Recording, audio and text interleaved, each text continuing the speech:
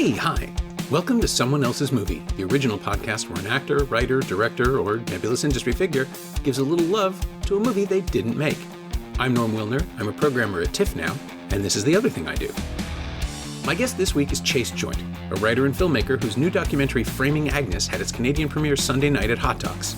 Starting with the story of a trans woman who used a UCLA study to get the surgery she needed in 1958, the documentary uses the format of an old-school talk show to include the stories of the other participants in that clinic, reenacted by an all-trans cast.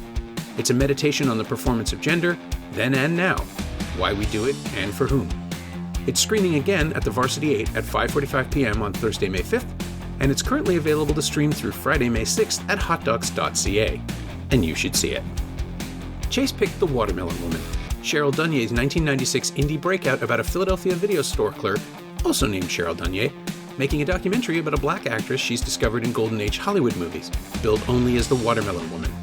As Cheryl tries to research this person's history, she finds her own life mirroring the Watermelon Woman's in certain ways. But that's just one of the levels on which Dunye's movie operates.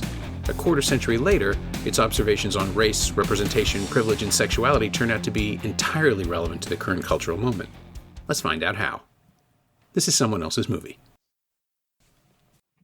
You know, The Watermelon Woman is such an extraordinary test case in investing in recording technologies as a way in which to find usable community histories. Mm-hmm. It is so geeky to me when you pay close attention to the choices being made, from the easy legibility of the video rental store as a place where people go to find videos, to being a wedding photographer or an event photographer capturing a different mode of history making. Yeah. I mean, my answer could be long, but that's a starting point.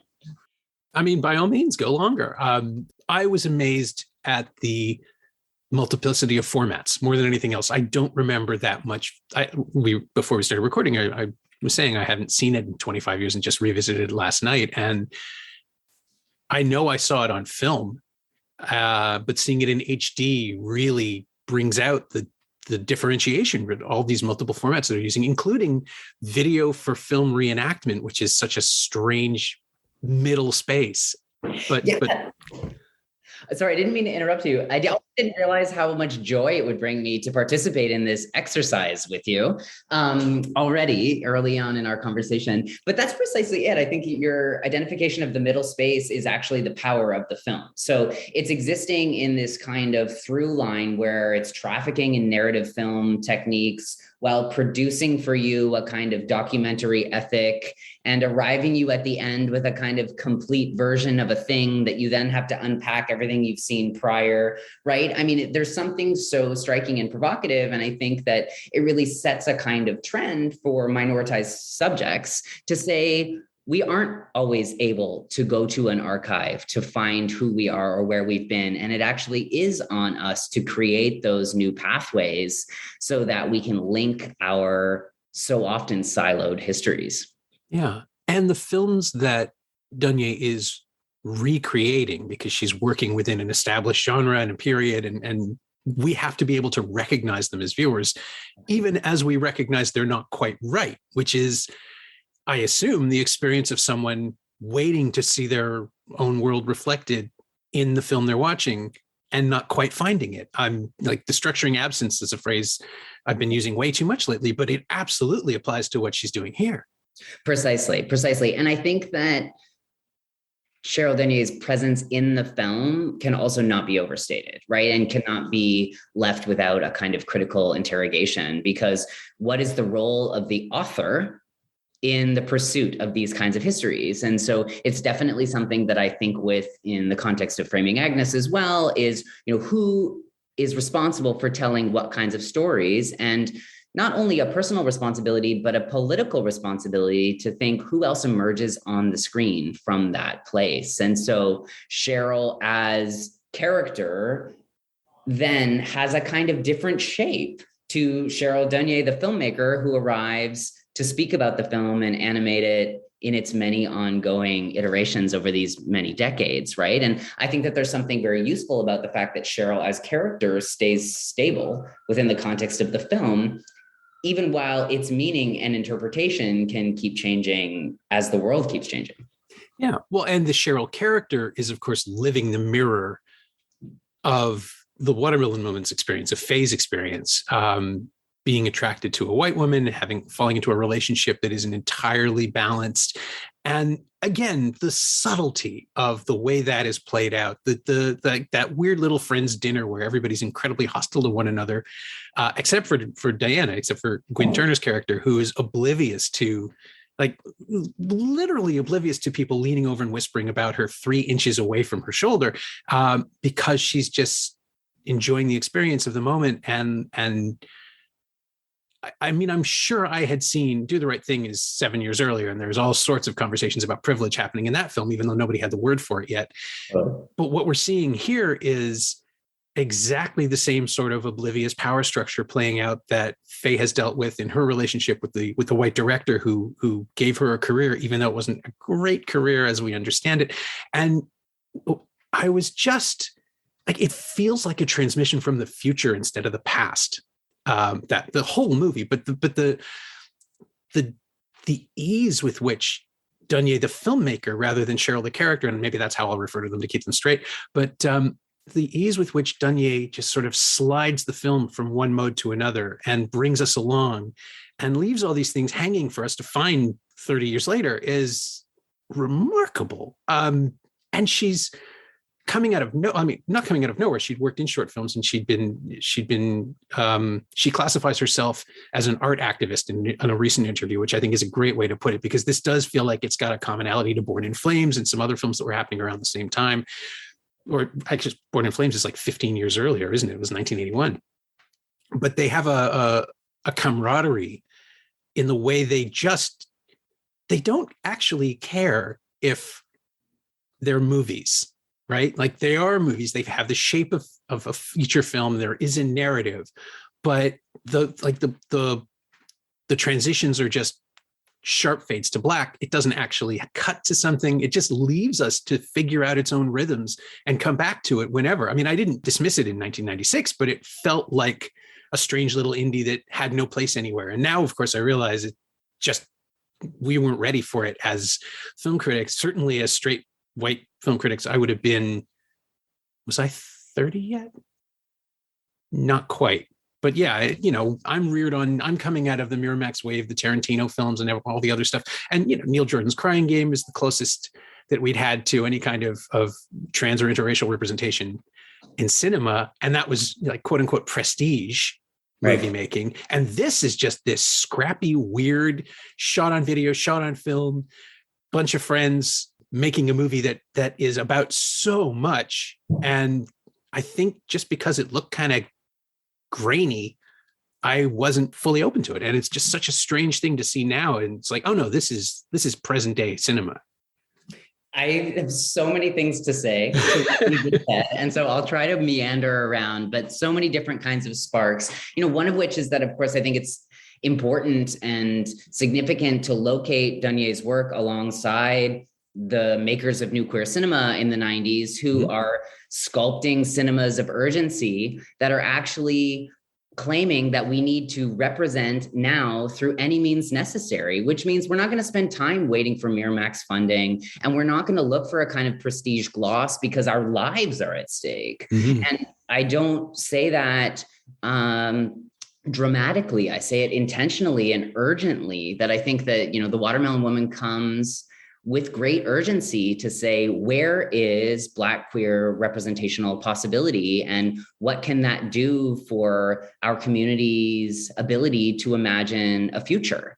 And, you bring up Neil Jordan's Crying Game, and I think it's so important to think about the legacy, the long tail of those kinds of representational choices. I mean, I'm a trans person who's making work in the contemporary moment where we are experiencing one of the most extraordinary, almost global backlashes against transgender rights. And the Crying Game has a part in that history making, right? That we are resisting and trying to undo the damage of those choices. And so I think that we have to be very suspicious of gloss. I think we have to be very suspicious of prestige. And I like that we can continue to think with texts like The Watermelon Woman and like Born in Flames. I mean, I think what Lizzie Borden's doing in that film is extraordinary because it is also a film that operates entirely on its own terms and is at the intersection of art and activism. And further is a kind of cohort doc that says we cannot be alone in these pursuits, that we always have to be representing in multiples and to reflect the actual communities that are at the heart of these issues. Yeah. And Dunier had cited Poison as an influence, or as a film that made her think that this sort of film was possible. And I was really surprised by that because Poison is glossy. I mean, it's replicating a certain look that she's not interested in at all.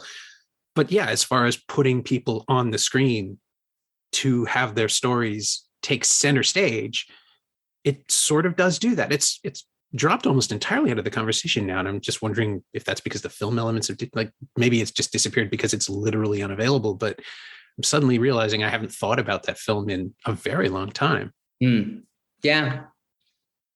And when she brings it up as a point of inspiration, it just feels very strange. Maybe because it's so profoundly male too and fantastical, but it's just at odds with her aesthetic. Well, I don't know. I mean, I'm on a press tour for Agnes right now, and people ask, who are the texts that you are thinking with? Who are the artists who have informed your work? And I have my sort of easy to go to hot list of artists, Cheryl Dunier and The Watermelon Woman, obviously being one of them, people like Marlon Riggs being another. But there are other texts that deeply informed my work that I don't elevate to the status of first thing to say in an interview. And I'll just, for the sake of your and my experimentation, I'll bring one into the fold here. Sure. But something like Travis Matthews and James Franco's Interior Leather Bar emerges for me as a very interesting text to think about formal provocations and to think about the limits of documentary and the role of narrative storytelling and scripting in the kinds of, quote, nonfiction stories that we tell. And it's very useful, actually. I wasn't imagining to spend much time here in this conversation, but it's useful to think about alongside The Watermelon Woman too, because it's relying upon our investments and familiarities with narrative features. It's relying upon a trust that has already been built by the industrial mainstream to support its interventions. And they're both simulacra too. Like they're both obsessive recreations in a weird way of something that never really existed, but also exists. Because I did a series at Harborfront years ago on invented worlds where movies that could not exist without having physically been built, they required sets, they required effects, they required practical reality to be created in order to shoot it.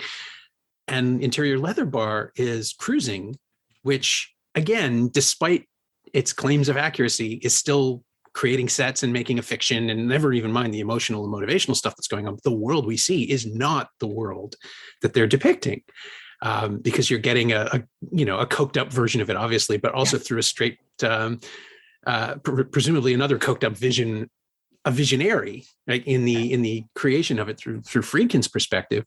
But Interior Leather Bar is 25 years later almost a campy version of it in a strange way. Like I think deliberately, but it's hard to tell because again, it's so far removed from the thing that it's depicting, which is a little bit further removed, but also aesthetically completely different from the thing that they're depicting.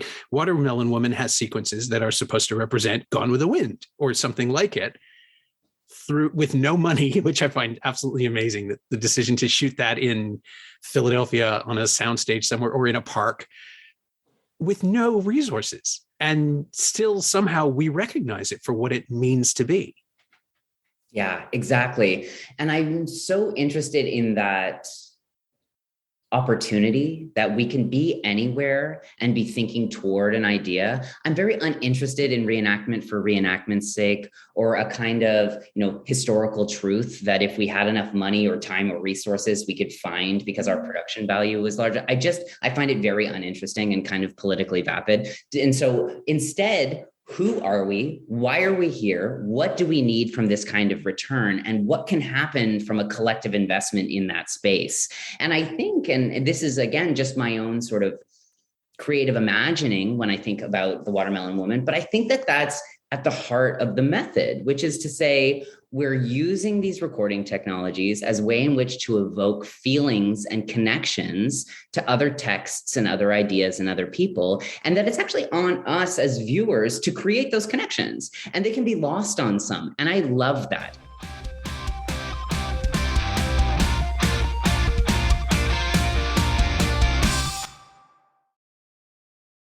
I love that there's an insider audience and an outsider audience at every turn, and who you are to the text matters. And so there are winks and nods and inside jokes that I'm sure, as a white transmasculine person who's making work in 2022, am gonna miss. Whereas the festival audience in the late 90s, who are closer to the representations on screen or the representational practices, might think like, that was for me. That was for me. And there's such extraordinary power and kinship in those moments.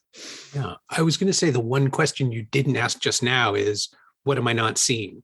Yeah. Which seems to be the key to Framing Agnes as well, which is very, very specifically constructed to the lead things. I've never known how to pronounce it. I've only written it down.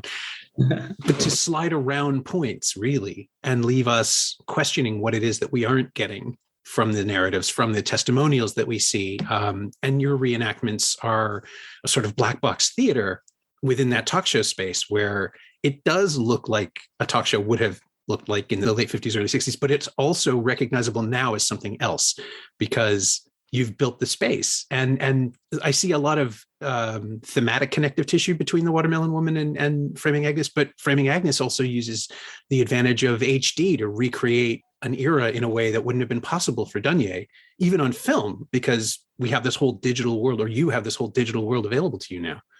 Yeah, absolutely. And I think, another distinct difference between the texts is that, I understand the Watermelon Woman to be intervening upon a representational landscape where there is an extraordinary lack. And Agnes emerges in the wake of what is characterized by many as the transgender tipping point, a real heightened moment of visibility for trans and gender nonconforming subjects in the media mainstream. And so we're moving already understanding that we have been represented in very particular ways. And so how do we, again, to return to the early connections, invest in representation and thinking strategically about representation far beyond the bounds of the conversations about casting and who should play what, where, whom, and why, and instead think, what does a kind of alienated industrial talk show setup that is always anchored over someone's shoulder tell us about how we're supposed to interpret the subject who is being represented? Or what does the intimate texture of the Super 8 camera that we understand to be private and domestic give us access to in imagining these kinds of histories? And so we are trying to push back against a kind of politics of representation through representation itself, if that makes any sense. It does. And of course, the black box nature of the talk show you create is a direct contrast to the sort of garish, loud Katie Couric thing that we see, which, like, the moment of trans visibility to the mainstream, the first real empathetic, sympathetic moment. And we get to see just how hard that was, and just how really, I mean, when Laverne Cox she doesn't stand up, but she stands up for simple empathy.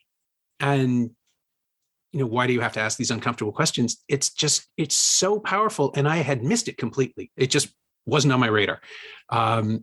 And to see that and to feel the room, like the energy of that crowd, like, you really need to have everybody physically present for that. And television is an incredible way of capturing that in an evolution of talk show, right? Like the idea of genuine sharing really only works when there's an entire room there to receive it. If it's two people in a camera, it's cold and analytical. I mean, again, you make this point, I'm explaining it back to you. I apologize. But it is fascinating to see, again, that's the process of time. Like the format has evolved and changed in this new way. Where it's a kind of performance, which again brings me back to the Watermelon Woman and the way everyone, Dunier / Cheryl included, is performing a version of themselves. Like the scenes in the video store are arch and funny and strange, but they're also all about intimacy and sharing and exposing yourself in the choices you make when you rent a movie, when you bring some. I remember there's a generation that doesn't know what that feels like. Sure. And I'm disturbed by this because it was an essential emotional tool when I was a kid. Yeah, and there's the connections to Agnes are abundant too, because if we think about the legacy of the talk show as a place where at once trans people were seeing representations of transness, perhaps for the first time, but also recognizing that transness was to put oneself in harm's way. Yeah. We really recognize the violence of the question through appearances on the talk show. But also, to connect to your point, it's about audience. Who do we imagine to be in those talk show rooms? Who is the every person to whom Katie Couric is talking? And this is why I think the reverse shot becomes a very important structuring power of Agnes in particular, which is to say, where is the power located in the room? Who is asking the questions? How do we represent that as well? And so if we want to connect it back to some of the choices in the Watermelon Woman, what is the reverse shot? Like, where do we get the tell? And I think that there's something quite powerful about the disclosure at the end, which says, this is something that was created for the following reasons. It's a real delayed release because it allows you to stay in the fantasy of that kind of aesthetic creation, something that I think Agnes denies you at every turn. Yeah. Yeah. Well, I mean, the Watermelon Woman is about a community ultimately that is dedicated to, I think of like the ending of Fahrenheit 451 for some bizarre reason, the librarians who've memorized the books that have been destroyed. These are people who carry forward a cultural legacy, even if they don't know they're doing it, simply by having those conversations and remembering things. And it all starts from a shared point, which is that this woman was fascinating to me and I couldn't understand why until I excavated her entire life and found the world around her. And yeah, Framing Agnes is about people who deliberately withhold. And that's where the power of the talk show comes in, right? You can choose not to talk and push back. Yeah, exactly. And I think, people are obsessed with truth. People are obsessed with finding the truth in the archive. People are obsessed with documentary as a mode and mechanism of truth finding. And I feel suspicious of all of those efforts. And I think that the Watermelon Woman gives us an opportunity to think about how we have to create our own histories and how we can challenge the histories that we do know, or at least recognize that they have always been filtered through an extraordinary amount of institutional violence. And so how can we rely on cinema and performance and collaboration and community as ways in which to do things otherwise? Yeah, there are moments in both films, both Framing Agnes and No Ordinary Man too, I suppose, and The Watermelon Woman, where characters played by people who are those characters are just allowed to exist fully for the camera. And it doesn't, it's revolutionary, but the films don't stop to be appreciated. It's not important in the moment. It's part of the story that's being told. But it is important in retrospect to see people simply be and be themselves in a way that I'm always worried that this is going to sound condescending because it's like, good job for you. But it really is important to do this and not blow past it in the edit, right? Do you have to make yourself aware while you're cutting of the moments you need to keep? Even if they don't forward the immediate moment in the story, that just to have someone exist is part of the record. Yeah, I really take that comment seriously and internalize it as a compliment, in fact. And okay. I think one of the things that you're speaking to is a kind of investment in presentness and an investment in being present, which I think is so often denied. And the opportunities that make both of the films possible, both Framing Agnes and Ordinary Man, is an investment in those moments being the guiding force of the storytelling. And so what does it mean that we can have a whole bunch of questions about X, Y, or Z, but if our subjects and participants consolidate around a certain moment or idea, that's the direction we need to go. And so it's actually having a very loose hand on story structure recognizing that there's an incredible amount of rigorous research and investment that arrives us on the day, and then really letting the participants, letting those who are carrying the burden of being represented on screen dictate the terms of those encounters. Because it's not just the shooting day, right? Like, this is a record. This is forever. Yeah, precisely. And I think that's, yes. Yeah, I mean, it's you obvious. can edit that stumble. I agree with you. No, it's fine. I mean, it's obviously a heavy responsibility, and it's something that goes forward right into the next project. It's not just you learning how to do this. It's needing to do this the right way every time, right? Well, and it's not even about needing to do it the right way. I think it's investing in the fact that films are not stable objects. Films are things that continue to shift in meaning over time through interpretation. And one of the ways that I try to do that is through a deep investment in collaboration, which is to say, I'm never going to be the only one arguing for something on screen or off. And one of the things that Agnes really offers is a community-focused and community invested attempt at looking at a history and toward a future. And I think the more we can de-emphasize icons and stars and singular cases, the better our movies will be. Yeah, I mean, it definitely feels like the work of a collective.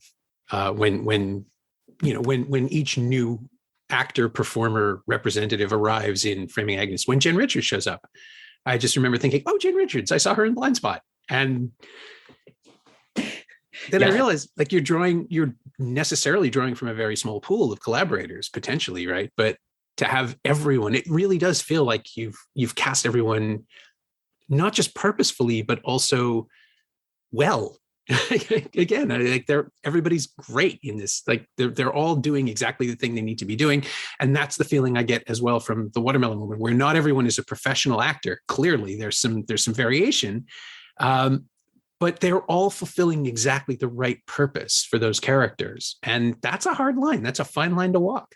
Yeah, absolutely. I mean, I think in the case of Agnes, we are so grateful to be in the presence of such extraordinary trans talent, but also that people feel right because they are themselves. People are charged with showing up as who they are and trusting that the film is going to follow those flows. And so I think you feel those more careful resonances because people aren't trying to operate outside the bounds of their comfort and are willing to try and willing to experiment and willing to see what happens from that place.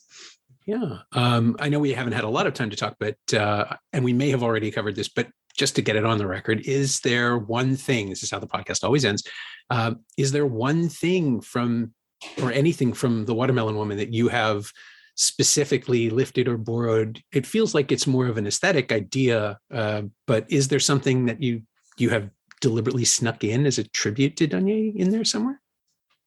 You know, the big wink for me is the recognition that when you can't find your history, you have to create it. Yeah, that makes sense. And was that always, not always, but was that a driving function of Framing Agnes, of the specific approach that you took to the story? You know, I don't think it was as direct, but I think that as a scholar of queer and trans cinemas and someone who has been for a long time now thinking about these iconic texts, I think you metabolize them and you recognize that their influence might be much more subtle, but that you've really internalized the power of those choices. And then you can find them in some ways almost in retrospect when you look back and think, oh my goodness, that's where that came from. You know, I've been thinking with that film for so long that here it's arrived. And that's a really important kind of citational practice, in my opinion. And the more able we are to make visible those connections, I think the better we're able to link these histories. My thanks to Chase Joynt, whose new documentary Framing Agnes has one more hot doc screening this Thursday, May 5th at 5:45 p.m. at the Varsity 8. It's also available to stream at hotdocs.ca right now, and you can watch it through Friday, May 6th. Thanks also to Daniel Pansino. He knows what he did. You can find Chase on Twitter at ChaseJoynt, all one word, and you can find The Watermelon Woman on DVD from First Run Features. It's also streaming on Canopy and Ovid, and available to rent or buy on most VOD platforms. As always, you can find me on Twitter at Norm Wilner, and you can find this podcast on Twitter at Semcast, SEMcast, and on the web at someoneelsesmovie.com. And I'm once again reminding you that I've made the first year of the podcast available for just $20 at payhip.com/semcast. That's the first 52 episodes of Someone Else's Movie, 46 of which aren't currently available anywhere else. payhip.com/semcast. They're good. Our theme song is by The Last Year. If you like it, or the show in general, please say so. Leave a review wherever you've been enjoying us. Every little bit helps, it truly does. And check out the other shows on the Frequency Podcast Network while you're doing that. Stay safe, watch movies. Wear a mask if you go out, get your booster when you can. I'll see you next time.